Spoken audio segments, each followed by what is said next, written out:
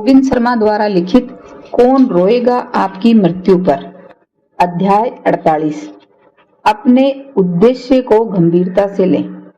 अनेकों वक्ता और लेखक आपको अपने लक्ष्य साधने के लिए प्रोत्साहित करते हैं, परंतु वह ये नहीं बताते कि लक्ष्य का होना अपने आप में इतना शक्तिशाली निर्णय क्यों है।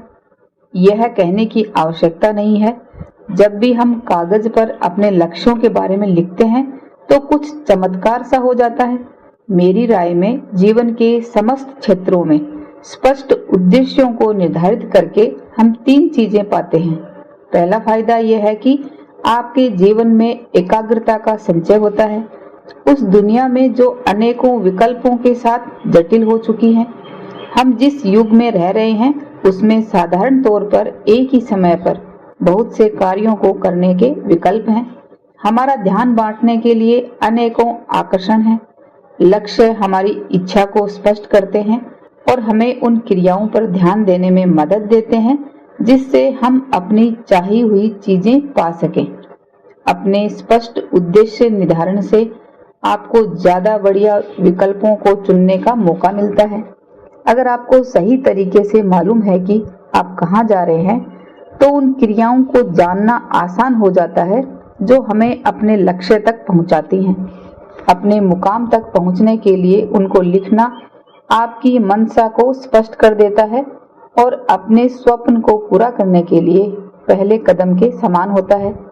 जैसा कि उपन्यासकार सोल बेलो ने लिखा था, एक स्पष्ट योजना हमें चुनाव के संताप से बचाती है। या जैसा लेखक ग्लेन ब्लेंड ने लिखा है, लक्ष्य और योजनाएं हमारे जीवन से चिंता दूर कर देते हैं।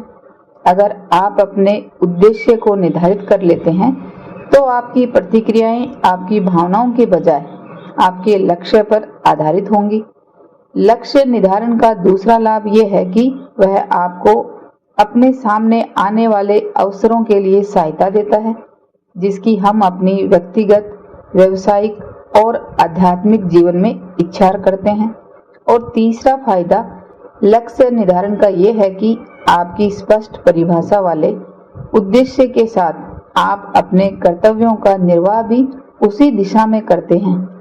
वे आपको प्रेरणा देते हैं कि आप अपनी प्राथमिकताओं के हिसाब से व्यवहार करें और चीजों का इंतजार करने के बजाय उन्हें स्वयं करने की कोशिश करें, क्योंकि सिर्फ प्रतीक्षा से कुछ नहीं मिलता है।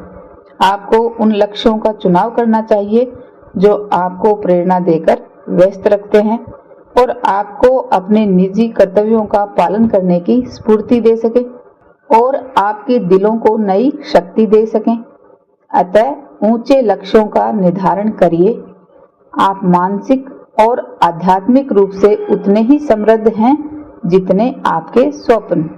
और या जैसा विज्ञापन गुरु डेविड ओंगिलवी लिखते हैं, सिर्फ गेंद को ठोकते मत रहिए, अखाड़े से बाहर आइए और अपना लक्ष्य अमर व्यक्तियों का संगी बनने का बनाइए। अध्याय 48 की समाप्ति।